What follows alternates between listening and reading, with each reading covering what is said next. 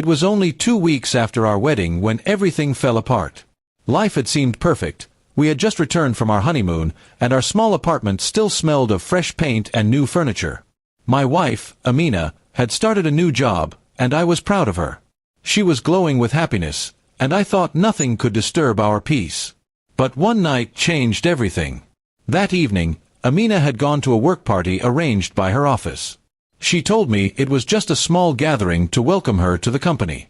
I didn't think twice about it and told her to enjoy herself. Around midnight, I texted her, but she didn't reply. I stayed awake for hours, worrying slightly but convincing myself she was just busy or had poor signal. The next morning, she came home looking pale and shaken. Her eyes were red, and her hands trembled as she tried to explain something, but her words didn't make sense. "Something terrible happened," she whispered. My heart sank. Then she said the unthinkable. She had woken up in another man's hotel room. My world went silent. I felt the ground slip beneath me. I didn't wait for more explanation. Anger took over me. I shouted, broke a glass on the table, and told her to get out of my sight. She cried, saying she didn't remember anything, that it was a mistake, that she was drugged or confused. But I couldn't hear her. The image in my head was enough to destroy everything I believed about us. For the next few days, I didn't speak to her.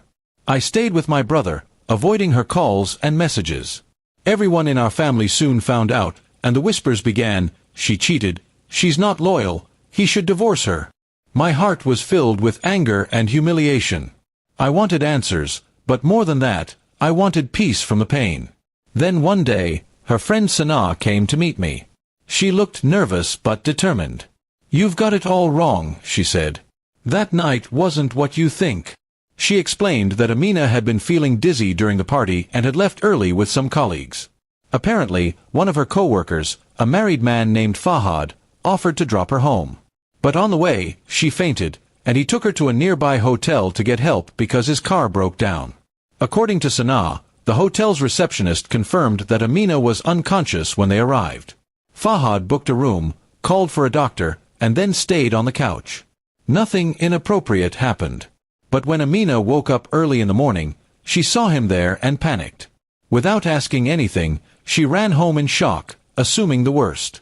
Her memory was hazy from what the doctor later confirmed was a spiked drink. I didn't know what to believe. It sounded like an excuse, but Sanaa showed me security footage she got through a friend who worked at the hotel. My hands trembled as I watched the video. It showed Fahad helping an unconscious Amina into the hotel. He didn't touch her wrongly or act suspiciously. He stayed at a distance, even called someone on his phone several times. The truth hit me hard. My wife hadn't betrayed me. I went home that evening, my chest heavy with guilt. Amina opened the door slowly, looking broken and tired.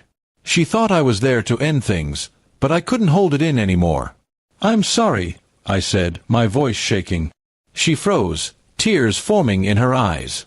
I told her everything I had learned. She cried quietly, saying she had wished I'd just believed her. I didn't have an answer for that. We sat in silence for a long time. The damage was deep, but so was the love. Slowly, I reached for her hand, and for the first time in days, she didn't pull away.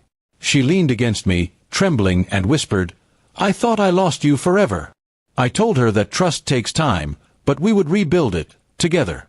The following week, we met Fahad and his wife. He apologized sincerely for not contacting me earlier, explaining that he didn't want to make things worse or bring more attention to the incident.